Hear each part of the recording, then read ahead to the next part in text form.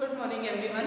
तो आज हम बात करेंगे क्लास 12 अकाउंट के सेकंड चैप्टर के बारे में। जैसे कि लास्ट वीडियो के अंदर हमने डिस्कस किया था कि सेकंड चैप्टर जो हमारा है रिकॉन्स्टिट्यूशन ऑफ पार्टनरशिप फर्म। तो जो रिकॉन्स्टिट्यूशन है पार्टनरशिप फर्म के अंदर, जब पार्टनर्स के एग्रीमेंट में क्या होता है, चेंज आता है।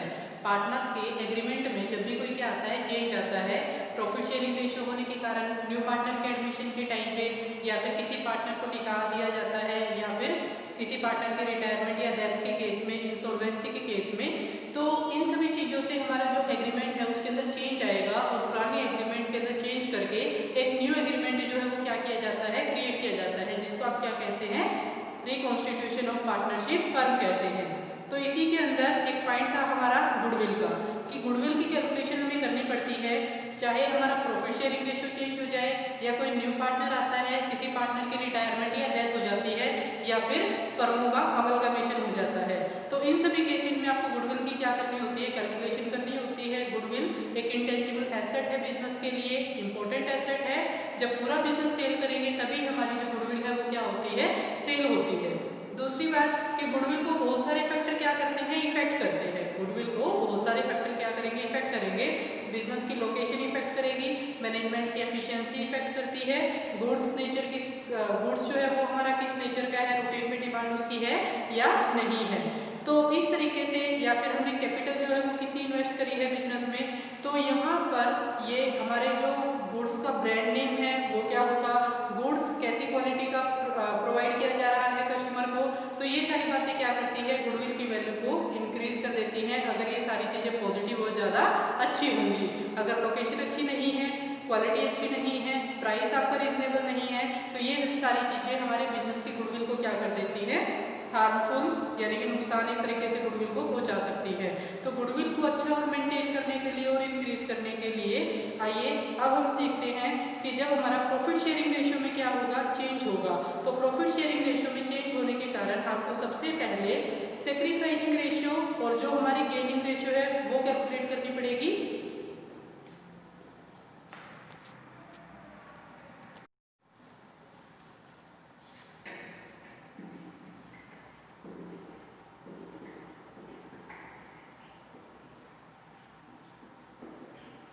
सैक्रिफाइसिंग रेशियो जिसका फॉर्मूला हमारा क्या है, old ratio minus new ratio.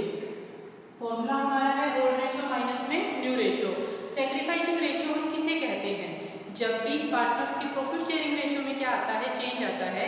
तो प्रॉफिट शेयरिंग रेशियो में चेंज आने के कारण अगर किसी पार्टनर का प्रॉफिट का जो हिस्सा है, शेयर है, वो पहले के कंपैरिजन में कम हो जाता है, यानी कि पहले जितना प्रॉफिट मिलता था किसी पार्टनर को, रेशियो में चेंज आने के कारण अब उसको प्रॉफिट का हिस्सा क्या मिलेगा, कम मिलेगा। तो जितना शेयर उसको कम मिलेगा, जिस रेशियो में कम मिलेगा पार्टनर्स को, वो क्या कहलाएगी, हमारी सैक्रिफाइस कहलाएगी। सैक्रिफाइसिंग रेशियो निकालने के लिए किसी भी पार्टनर की जो ओल्ड रेशियो है, पुरानी रेशियो है, ओल्ड रेशियो में से हम न्यू रेशियो को क्या कर देंगे, माइनस कर देंगे। तो आइए इससे रिलेटेड हमारा क्या है, एक क्वेश्चन है जो हम यहाँ पे डिस्कस करते हैं। इसी तरीके से हमारा क्या होगा, जो गेनिंग रेशियो है वो हमारी हो सकती है, गेनिंग रेशियो। दोनों के जो क्वेश्चन है हम साथ में ही करेंगे कि किस तरीके से सैक्रिफाइसिंग और गेनिंग हमारी निकाली जा सकती है। गेनिंग रेशियो का जो फॉर्मूला है वो हमारा इससे क्या होता है, अपोजिट होता है। गेनिंग रेशियो में न्यू रेशियो माइनस में हम क्या कर देंगे, ओल्ड रेशियो। तो जब भी किसी पार्टनर का प्रॉफिट का जो शेयर है, पहले के कंपैरिजन में उसको ज़्यादा शेयर मिलने लग जाता है प्रॉफिट का, जब प्रॉफिट शेयरिंग रेशियो में चेंज आने के कारण पहले के कंपैरिजन में ज़्यादा प्रॉफिट का शेयर मिलेगा, तो उस केस में प्रॉफिट का शेयर जिस रेशियो में ज़्यादा मिलता है उसको, जिस रेशियो में ज़्यादा वो गेन करते हैं, प्राप्त करते हैं, वो क्या कहलाती है, हमारी गेनिंग रेशियो कहलाती है। गेनिंग रेशियो निकालने के लिए न्यू रेशियो में से ओल्ड रेशियो को आप क्या कर देंगे, माइनस कर देंगे। तो आइए अब इससे रिलेटेड एक क्वेश्चन हम यहाँ पर डिस्कस करते हैं। क्वेश्चन हमें दिया हुआ है कि A and B are the two partners, ratio है हमारी 2:1, ओल्ड रेशियो पार्टनर्स की है। पहला जो क्वेश्चन है हमारा इससे रिलेटेड, ओल्ड रेशियो है पार्टनर्स की, there are the two partner A and B and the ratio of the two partner is 2:1, and after that in the future they decided that the equal profit sharing ratio will be of partners. तो यहाँ पे हमारी जो new ratio है, new ratio जो है हमारे partners की ए और बी की, दैट इज इक्वल। इक्वल का मतलब क्या होगा? 1-1। तो अब यहाँ पे आपने क्या निकालना है? सैक्रिफाइसिंग रेशियो निकालनी है और गेन निकालना है पार्टनर्स का। तो आप किसी का भी फॉर्मूला निकाल लीजिए, दोनों से निकल सकता है। हम यहाँ पर फॉर्मूला लगा लेते हैं सैक्रिफाइसिंग रेशियो का। सैक्रिफाइसिंग रेशियो, सैक्रिफाइसिंग रेशियो का फॉर्मूला क्या था हमारा? ओल्ड रेशियो माइनस में न्यू रेशियो, जैसा कि आप देख सकते हैं। तो सबसे पहले हम निकालते हैं ए का जो ओल्ड रेशियो है दैट इज 2 डिवाइडेड बाय इन दोनों का टोटल यानी कि 3 माइनस में जो न्यू है हमारा 1 डिवाइडेड बाय इन दोनों का टोटल 2। अगर हम इसका एलसीएम लेते हैं तो 6 4 माइनस 3, तो ये कितना आया है आपका? 1 बाय में 6। ये क्या आया है हमारा? ए का सैक्रिफाइस। इसी तरीके से आप बी का निकाल सकते हैं। बी का जो हमारा क्या है? ओल्ड शेयर है, that is 1/3 and new share is 1/2। 6 2 minus 3, ये आया हमारा माइनस का 1/6। तो जो ये हमारा क्या है? 1/6 आया है। अब अगर हमारा सैक्रिफाइसिंग रेशियो का हमने फॉर्मूला लगाया और उसके अंदर वैल्यू जो है वो पॉजिटिव आ जाती है, तो इट मीन हमारा ए का जो है वो क्या आया है? सैक्रिफाइस, यानी कि ए का जो प्रॉफिट का शेयर है वो पहले के कंपैरिजन में हमारा क्या हो गया है? कम हो गया है। और बी का हमारा सैक्रिफाइसिंग में नेगेटिव आया है, तो बी का जो है प्रॉफिट का शेयर पहले के कंपैरिजन में बढ़ गया, यानी कि बी ने क्या किया है? गेन किया है। तो इस तरीके से आप क्या निकाल सकते हैं? सैक्रिफाइसिंग रेशियो से या गेनिंग रेशियो से जो सैक्रिफाइस और गेन है वो हम निकाल सकते हैं। तो ये था हमारा फर्स्ट क्वेश्चन। अब हम बात करते हैं सेकंड क्वेश्चन की। सेकंड क्वेश्चन में हमें जो ओल्ड रेशियो है, there are the 3 partner A B and C, और जो रेशियो है वो कितनी गिवन है हमें? 3:2:1। उसके बाद जो हमारी न्यू रेशियो है, न्यू रेशियो हमें दे रखी है 2:2:1। 3 पार्टनर थे, वही सेम अब भी हैं, बट इनकी जो न्यू रेशियो है हमारी वो इन्होंने डिसाइड की आपस में इन फ्यूचर 2:2:1। अब इसके अंदर भी हम क्या निकालेंगे? सैक्रिफाइस और गेन निकालेंगे। तो यहाँ पे आप सैक्रिफाइसिंग रेशियो का फॉर्मूला लगा लें। सैक्रिफाइसिंग रेशियो, जिसका फॉर्मूला हमारा क्या था? ओल्ड रेशियो माइनस में न्यू रेशियो। अब उसके बाद हम बात करते हैं, अगर ए का निकालें तो ए का जो ओल्ड शेयर है दैट इज 3 डिवाइडेड बाय इन तीनों का टोटल 6, और जो हमारा बी ए का यहाँ पर न्यू शेयर है वो है 2 डिवाइडेड बाय इन तीनों का टोटल अगर हम करते हैं तो 5। तो यहाँ पर एलसीएम लिया आपने 6×30 और उसके बाद आया है आपका 15 माइनस का 12, 3 बाय में 30। जो हमारा ए का है वो क्या आया है? सैक्रिफाइस। इसी तरीके से आप किसका कैलकुलेट करेंगे? बी का। बी का अगर आप निकालते हैं तो बी का जो ओल्ड शेयर है वो है 2 बाय में 6, न्यू शेयर है आपका 2 बाय में 5। 30 एलसीएम हुआ 10 माइनस का 12, ये आया है माइनस का 2 बाय में 30, और ये क्या है हमारा? माइनस में है, तो इसीलिए क्या कहलाएगा? गेन कहलाएगा, क्योंकि फॉर्मूला आपने सैक्रिफाइसिंग रेशियो का लगाया था, बट सैक्रिफाइसिंग में क्या आया है आपका? माइनस का आया है, तो इसीलिए वो क्या कहलाएगा? गेन कहलाएगा। इसी तरीके से आप किसका निकाल सकते हैं? जो सी पार्टनर है हमारा उसका निकाल सकते हैं। सी का जो ओल्ड शेयर है 1/6, न्यू शेयर है 1/5, 30 एलसीएम हुआ 5 माइनस 6, तो माइनस का 1/6, ये भी क्या आया है हमारा? गेन। तो इस तरीके से हमने क्या निकाला? सैक्रिफाइसिंग रेशियो का फॉर्मूला यूज करके ए का, बी का और सी का जो रेशियो में चेंज आने के कारण प्रॉफिट का हिस्सा कम या ज्यादा हो गया था, ए ने सैक्रिफाइस किया है, बी को गेन हुआ है, और सी का भी जो है वो गेन हुआ है। ए का प्रॉफिट का हिस्सा पहले से कम हो गया और बी और सी का जो प्रॉफिट का हिस्सा है वो क्या हो गया हमारा? ज्यादा हो गया। तो अब हम बात करते हैं आगे जो हमारा नेक्स्ट टॉपिक है गुडविल, उसके बारे में, कि गुडविल का मीनिंग हम पढ़ चुके हैं, यहाँ पे सैक्रिफाइसिंग और गेनिंग रेशियो हम कर चुके हैं। तो अब हम बात करेंगे गुडविल से रिलेटेड क्वेश्चंस की, कि गुडविल को निकालने के हमारे कई क्या होते हैं? मेथड्स होते हैं। तो जो गुडविल थी हमारी, there are the 2 type of goodwill, purchase goodwill and self generated goodwill. जो सेल्फ जनरेटेड है उसको आप इनहेरेंट गुडविल भी बोल सकते हैं, इनहेरेंट गुडविल। तो जो परचेज गुडविल है, जब आप क्या करते हो, किसी का चला चला चलाया बिजनेस आपने खरीद लिया, तो ऑलरेडी रनिंग बिजनेस अगर आप परचेज करेंगे तो इसका मतलब ये है कि उसकी मार्केट में ऑलरेडी जो गुडविल या रेपुटेशन वो बनी हुई है, तो उसकी गुडविल की वैल्यू भी आप परचेज करोगे। बट अगर आप कोई नया बिजनेस है जो कि खुद से स्टार्ट करते हैं, जिसकी गुडविल रेपुटेशन आपने खुद ही क्रिएट की है, तो वो कौन सी कहलाएगी? हमारी सेल्फ जनरेटेड या इनहेरेंट गुडविल कहलाएगी। तो अब हम बात करते हैं मेथड्स के बारे में। Methods of calculating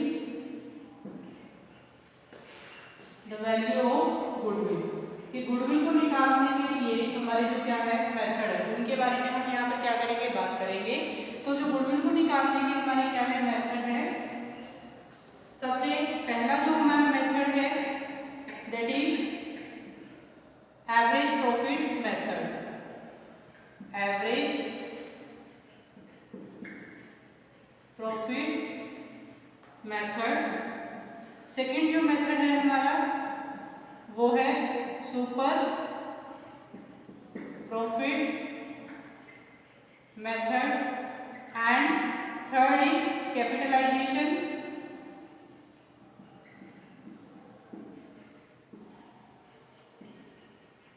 method. जो हमारा पहला है एवरेज प्रॉफिट मेथड, सेकेंड है super profit method and third is capitalisation method.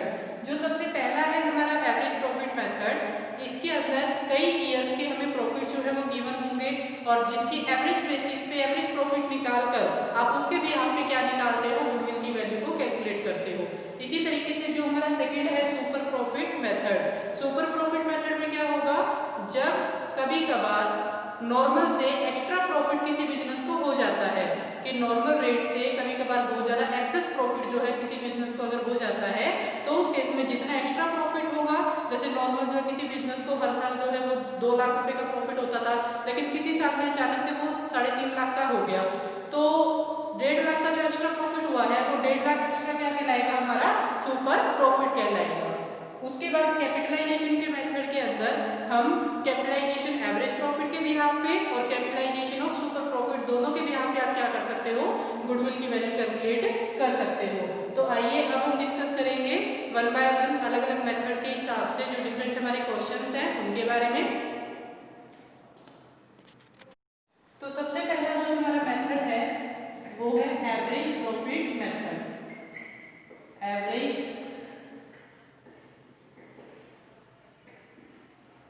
Profit method. तो जो हमारा एवरेज प्रॉफिट मेथड है, इसके अंदर जब आप क्या करोगे? गुडविल की वैल्यू निकालोगे। उसके लिए सबसे पहले आपको एवरेज प्रॉफिट लेना पड़ेगा।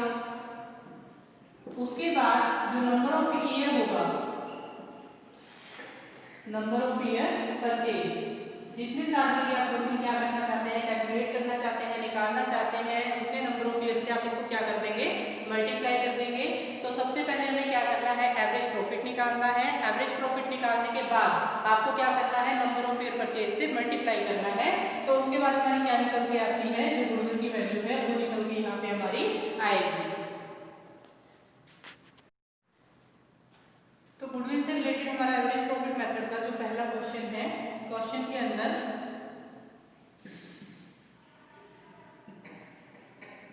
हमें क्या दिया हुआ है? क्वेश्चन में बोला हुआ है कि goodwill of the firm on the basis of the 3 year purchase आपको क्या करना है? कैलकुलेट करना है। Calculate the goodwill of the firm on the basis of the 3 year purchase of the average profit of last 5 year. 3 year purchase है और पिछले 5 सालों का आपने क्या लेना है? एवरेज प्रॉफिट लेना है। उसके बाद कि प्रॉफिट हमें लास्ट 5 ईयर के दिए हुए हैं कि जो हमारा प्रॉफिट है 2013 का एंड 14 का प्रॉफिट है आपका 4 लाख रुपए। उसके बाद 2014 से 15 का जो हमारे पास प्रॉफिट है वो है हमारा 5 लाख रुपए। उससे नेक्स्ट 2015 से 2016 का हमें प्रॉफिट की बजाय क्या दे दिया क्वेश्चन में? लॉस। अगर ब्रैकेट में अमाउंट गिवन है तो वो हमारी क्या कहलाएगी? लॉस कहलाएगी। उसके बाद 2016 से 17 में जो हमें प्रॉफिट दिया गया है वो है हमारा 1,50,000 रुपये का एंड 2017 से 18 में जो हमारा प्रॉफिट है वो प्रॉफिट हमें दिया गया है 2,50,000। तो ये 5 ईयर्स से हमें क्या दे रखे हैं, यहाँ पे प्रॉफिट्स की वैल्यू गिवन है। तो अब ये 5 ईयर्स का आपने क्या निकालना है, एवरेज प्रॉफिट निकालना है। सबसे पहली बात तो ये कि जब भी आप क्या निकालेंगे, एवरेज प्रॉफिट निकालेंगे। तो एवरेज प्रॉफिट निकालते हुए आपने कुछ बातों का ध्यान में रखना है कि कुछ ट्रांजैक्शन एबनॉर्मल होती हैं हमारे बिजनेस के अंदर या किसी भी बिजनेस के अंदर। हमें सिर्फ और सिर्फ नॉर्मल ट्रांजैक्शंस का ही क्या लेना है, प्रॉफिट लेना है, नॉर्मल एक्टिविटीज का ही प्रॉफिट लेना है। अगर कोई एबनॉर्मल एक्टिविटी का प्रॉफिट या लॉस हमने प्रॉफिट्स के अंदर प्लस माइनस किया हुआ है तो उसको वहां पर क्या करना पड़ेगा, आपको रीएडजस्ट करना पड़ेगा। तो जैसे कि हम मान लेते हैं कोई एबनॉर्मल लॉस हो जाता है। एबनॉर्मल लॉस मतलब अचानक से जो कभी कभार हो सकता है, जैसे लॉस बाय फायर हो सकता है, लॉस बाय थेफ्ट हो सकता है, जो कि बिजनेस के अंदर रूटीन में नहीं होता। तो जो एबनॉर्मल लॉस होगा हमारा, उस एबनॉर्मल लॉस होने के कारण हमारा क्या हो गया, बिजनेस में लॉस हो गया गुड्स का, या चोरी हो गई माल की किसी भी चीज की। तो जिसको हमने प्रॉफिट में से क्या कर दिया, किसी भी जिस साल में हुआ है उसमें से माइनस कर दिया। बट ये ऐसा केस है जो हर साल रिपीट नहीं होता, ये कभी कभार ही होने के चांसेस होते हैं। तो अगर ये आपने प्रॉफिट में से माइनस किया हुआ है तो इसको आप क्या करेंगे, ऐड करेंगे। जैसे एबनॉर्मल लॉस है तो उसको ऐड कर दिया। इसी तरीके से एबनॉर्मल प्रॉफिट भी तो हो सकता है। मान लो लॉटरी लग गई आपकी, तो लॉटरी की इनकम को आप अपने बिजनेस की इनकम में ऐड नहीं कर सकते, क्योंकि ये भी क्या है, हमारा नॉन ऑपरेटिंग इनकम हो जाएगी। इसी तरीके से इंटरेस्ट ऑन इन्वेस्टमेंट अगर आपको मिलता है तो वो भी हमारी क्या है, नॉन ऑपरेटिंग इनकम है। तो उस नॉन ऑपरेटिंग इनकम को भी आपको क्या करना है, प्रॉफिट में से माइनस करना पड़ेगा। तो जैसा कि हमारे क्वेश्चन के अंदर इंफॉर्मेशन जो है वो गिवन है, आप थर्ड क्वेश्चन देखेंगे सेकंड चैप्टर का।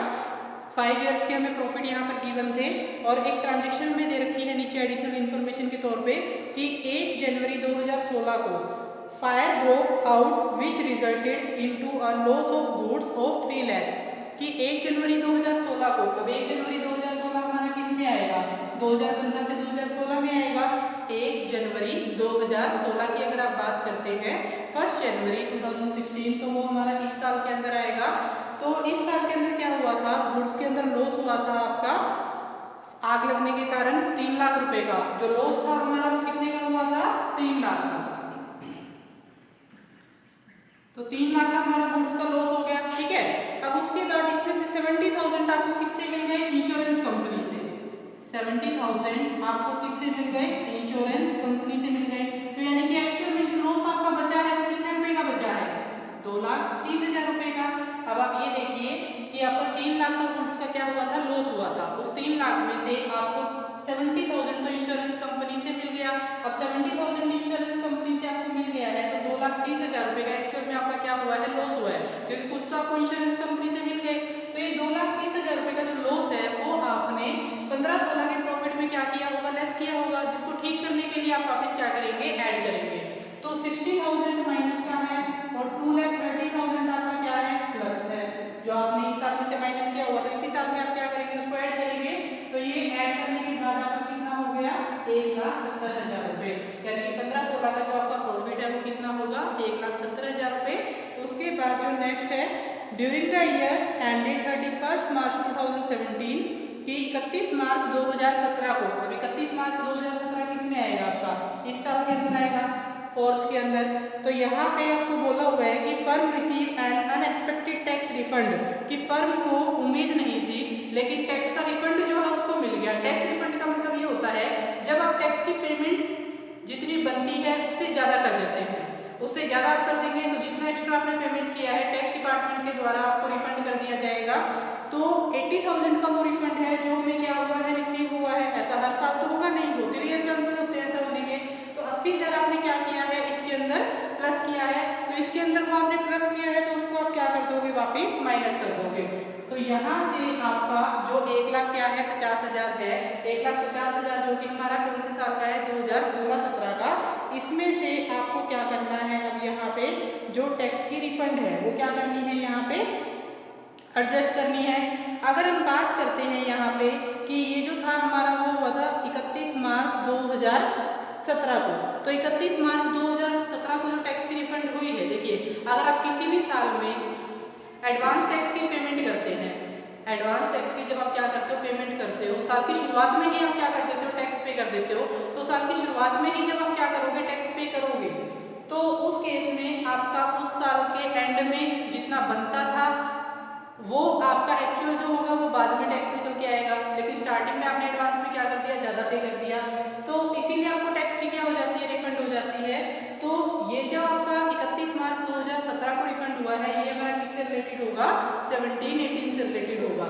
तो यहाँ पे आप इसमें से इसको क्या करेंगे, जो 80,000 का हमारा टैक्स रिफंड था, एब्नॉर्मल इनकम है, तो इसको आपने क्या कर दिया, माइनस कर दिया। जब आप इसको माइनस करेंगे तो हमारे पास ये कितना बचेगा, 1,70,000। तो इस तरीके से आपके पास जो हमारे प्रॉफिट हैं एक्चुअल वो आ चुके हैं, और इन एक्चुअल प्रॉफिट को अब आपको क्या करना है, यहाँ पे प्लस माइनस करना है। जैसे फर्स्ट ईयर का जो प्रॉफिट है उसके अंदर कोई चेंज नहीं आया, तो वो तो हमारा कितना रहेगा, सेम 4 लाख रुपए। सेकेंड ईयर का जो प्रॉफिट है उसके अंदर भी कोई चेंज नहीं आया है, वो 5 लाख रहेगा हमारा। थर्ड ईयर में आपने एडजस्ट कर दिया, फोर्थ में भी कोई चेंज नहीं आया है, 1.5 लाख आपका रहेगा। अब इन सबको आप क्या करेंगे, ऐड करेंगे, तो यहाँ से आपका क्या निकल के आएगा, टोटल ऑफ प्रॉफिट 5 साल के ईयर्स का जो प्रॉफिट है उसका सबका क्या आएगा, आपका टोटल आएगा,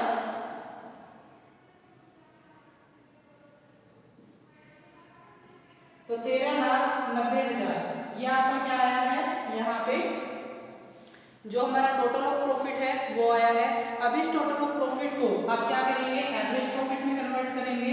तो एवरेज प्रॉफिट निकालने के लिए आपको इस 13,90,000 के प्रॉफिट को डिवाइड करना पड़ेगा किससे, नंबर ऑफ ईयर से। आपने कितने सालों का प्रॉफिट प्लस किया था, 5 का, तो इसको 5 से आप क्या कर देंगे, डिवाइड कर देंगे। तो इसको 5 से जब आपने डिवाइड किया तो 2,78,000 का क्या आया है, हमारा एवरेज प्रॉफिट आया है। अब इस एवरेज प्रॉफिट से क्या निकालने के लिए, गुडविल निकालने के लिए हम क्या करेंगे, ये फॉर्मूला लगाएंगे। गुडविल निकालने के लिए आपको एवरेज प्रॉफिट लेना पड़ेगा, और एवरेज प्रॉफिट कितना था आपका, 2,78,000 का। 2,78,000 को आपको नंबर ऑफ ईयर परचेज से क्या करना है, मल्टीप्लाई करना है। क्वेश्चन में हमें नंबर ऑफ ईयर परचेज कितने गिवन है, 3, तो इसको आप 3 से मल्टीप्लाई करें,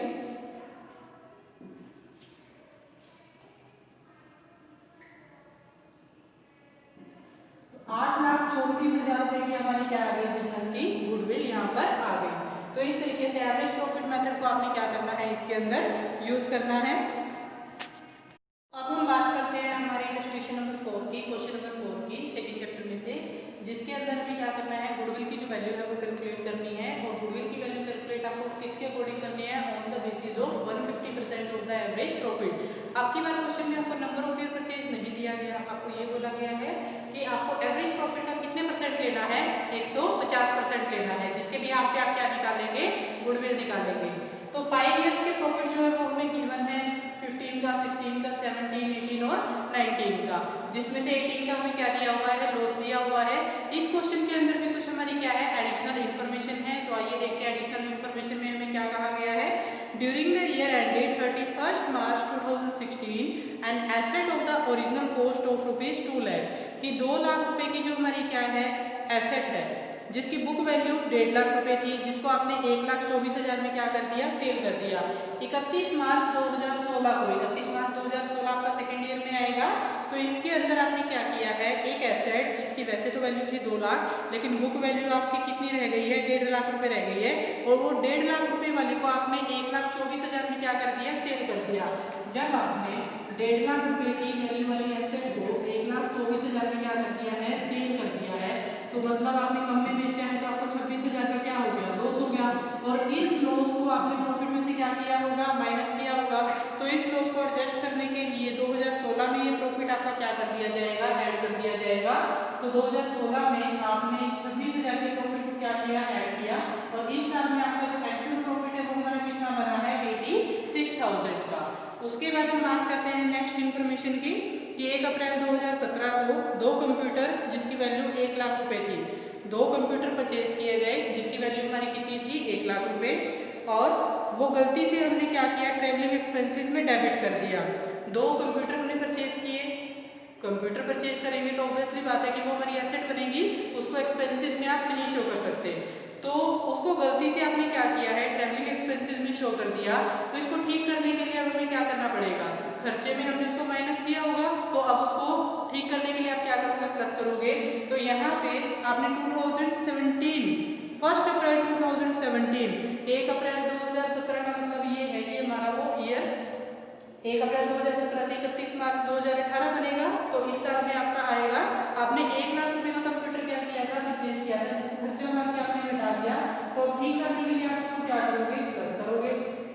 दूसरी बात क्वेश्चन में बोली गई है कि 20% के रेट से रिटर्न डाउन वैल्यू के बिहाफ पे इस पे डेप्रिसिएशन जो है वो चार्ज करना है। अब इस साल में 1 लाख रुपए की वो आपने 1 अप्रैल को खरीदी, 1 अप्रैल से लेकर 31 मार्च तक का पूरे साल का आपका डेप्रिसिएशन लगेगा, और डेप्रिसिएशन को प्रॉफिट में से हम क्या करते हैं, माइनस करते हैं एक्सपेंसेस मान के। तो 1 लाख रुपए के ऊपर 20% अगर आप डेप्रिसिएशन देखते हैं तो वो डेप्रिसिएशन हमारा कितना आएगा, 20,000 आएगा। तो यहाँ से आपका 20,000 माइनस हुआ, ठीक है। उसके बाद जो हमारा नेक्स्ट ईयर है, क्योंकि रिटर्न डाउन वैल्यू मेथड है, जब आपने इस साल में डेप्रिसिएशन नहीं घटाया तो आपने 19 में भी नहीं माइनस किया होगा, क्योंकि हम बात कर रहे हैं 2019 के बाद की। और जो मिस्टेक हमने 18 में की है वो 19 में भी की होगी। जब 18 में डेप्रिसिएशन नहीं लगाया तो 19 में भी नहीं लगाया होगा, तो 2019 में भी आप क्या लगाओगे, डेप्रिसिएशन लगाओगे। डेप्रिसिएशन आपने लगाना है रिटर्न डाउन वैल्यू के हिसाब से। आपकी कंप्यूटर की वैल्यू थी 1 लाख, जिसपे 20% आप 20,000 लगा चुके हो, तो बचा कितना, 80,000। 80,000 पे जब आप 20% दोबारा से निकालेंगे तो वो कितना बनेगा हमारा, 16,000। तो यहाँ पे सेकेंड ईयर का जो डेप्रिसिएशन है वो कितना आया है हमारा, 16,000 रुपये। तो इसमें से 16,000 का डेप्रिसिएशन हमारा क्या होगा, माइनस होगा। अब आप हर साल का क्या लेंगे, प्रॉफिट लेंगे, कि टोटल प्रॉफिट और एवरेज प्रॉफिट निकालने के लिए सबसे पहले आपको टोटल प्रॉफिट लेना पड़ेगा। पहले ईयर का जो प्रॉफिट था वो था हमारा 40,000, दूसरे साल का प्रॉफिट था हमारा 86,000 का, तीसरे साल का जो प्रॉफिट है हमारा वो कितना है, 1 लाख रुपए का। नेक्स्ट में जो हमारा प्रॉफिट बचा 20,000 माइनस 20,000 माइनस, तो 40,000 माइनस के हुए 1 लाख में से 40,000 जब आप माइनस करेंगे तो कितना बचेगा, 60,000 रुपये, और प्लस नेक्स्ट में आपका बचता है 1,34,000 रुपये। अब पांचों ईयर के प्रॉफिट को प्लस करके डिवाइडेड बाय क्या करेंगे, आप 5 करेंगे। तो जब आप इन सबको क्या करेंगे, प्लस करेंगे, तो यहाँ से जो वैल्यू आपकी बनेगी वो हमारी कितनी बनेगी, टोटल हमारा होगा 4,20,000 रुपये। इन सबका टोटल 4,20,000 डिवाइडेड बाय 5। तो एवरेज प्रॉफिट कितना आया है हमारा, 84,000 का। उसके बाद आपको क्या निकालना है, गुडविल की वैल्यू निकालनी है। क्वेश्चन में गुडविल की वैल्यू आपको बोली गई है कि एवरेज प्रॉफिट कितना है, 84,000, उसका कितने परसेंट निकालना है आपने, 150%। तो इसका आप क्या निकालेंगे, 150% निकालेंगे।